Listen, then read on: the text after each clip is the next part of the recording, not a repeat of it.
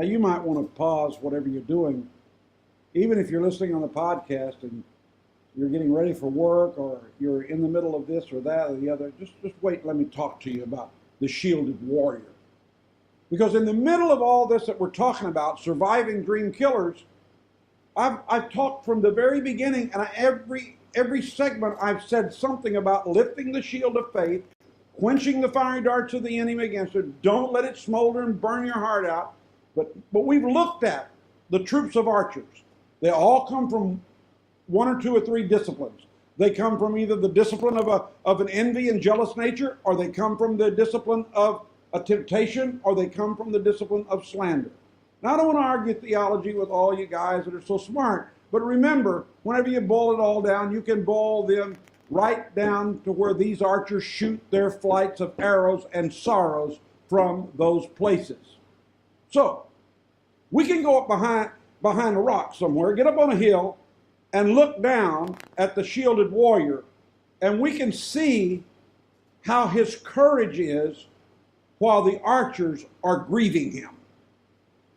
What's he doing? His bow is abiding in strength. In other words, he's biding his time, getting stronger. The archers are down below. There's a parapet of rock before him, and now and then he looks over it to see what the archers are up about, but generally he keeps behind the rock. Now, before I talk to you about this heavenly security, let me tell you, there is a way to be apprised. See, some people say, well, I just don't listen to negativity.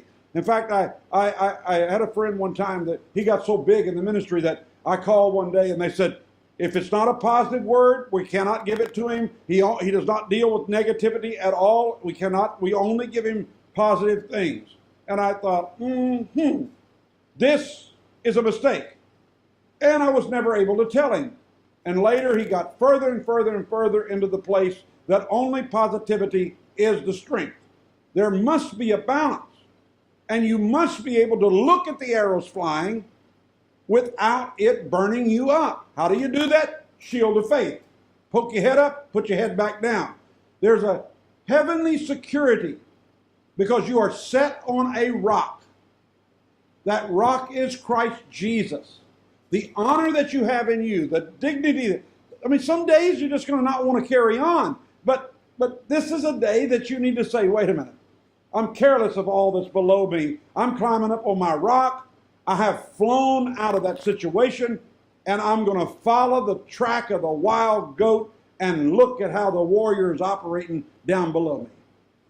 Now, let's look at that warrior.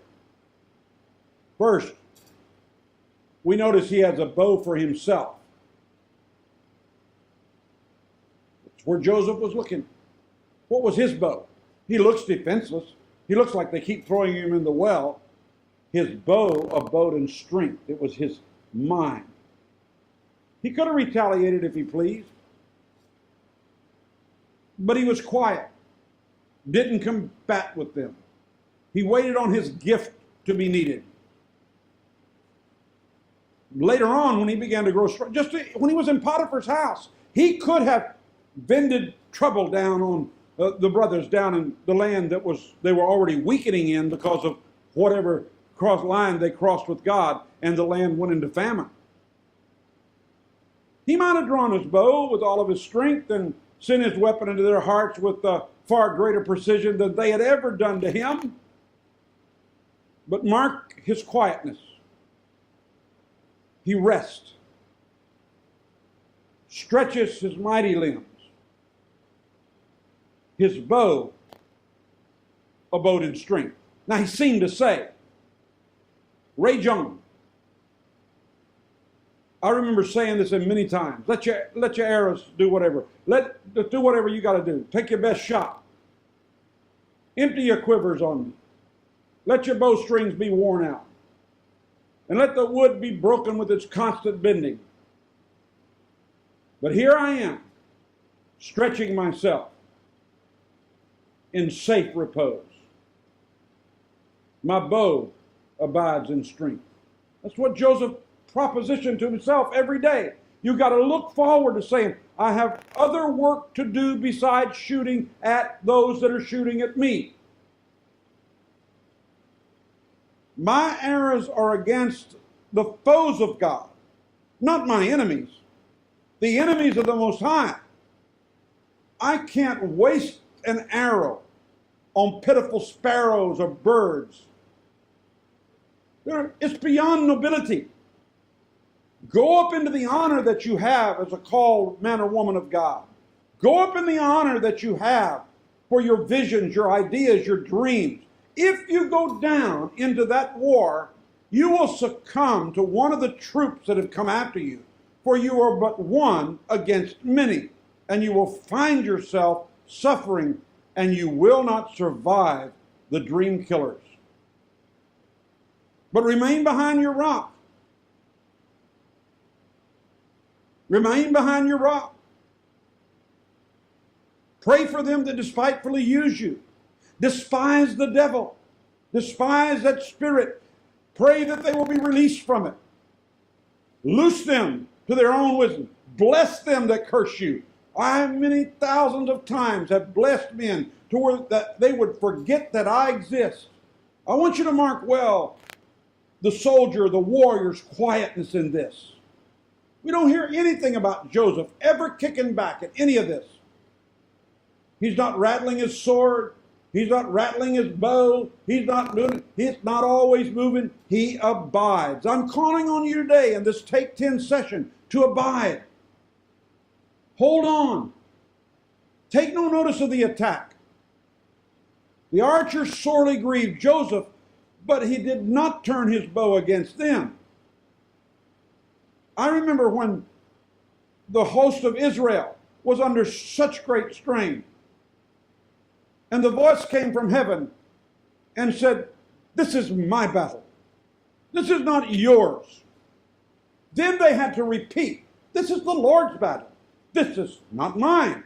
Can you not say, this is God's dream, not mine? This is God's vision, not mine. This is God's idea. And to bring it into productive authority, I must wait on the Lord. I must abode in strength. I must continue to grow in the midst of struggle. He rested while they raged. He plotted the future, working on every idea that God would give him. Go outside tonight. Look at the moon. Does it lecture every dog that's barking at it? Look at the lion. Go watch the Discovery Channel.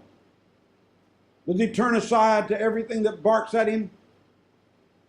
Are the stars going to cease to shine? Because the birds, the nightingales sing in the night because they reprove them for their dimness. Oh, light up, light up. No, they just keep shining. Does the sun stop its course because of a cloud that covers it? Does a river stay because a tree fell into it? No.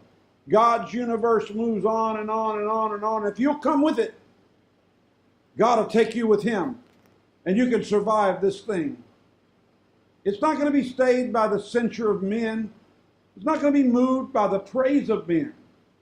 Let your strength abide. Don't be in a hurry to set yourselves aright. God will take care of you. Leave yourselves alone. Let God bring that vision, that sign, that wonder to life, and you will know that you know that you know that you have survived the dream killers.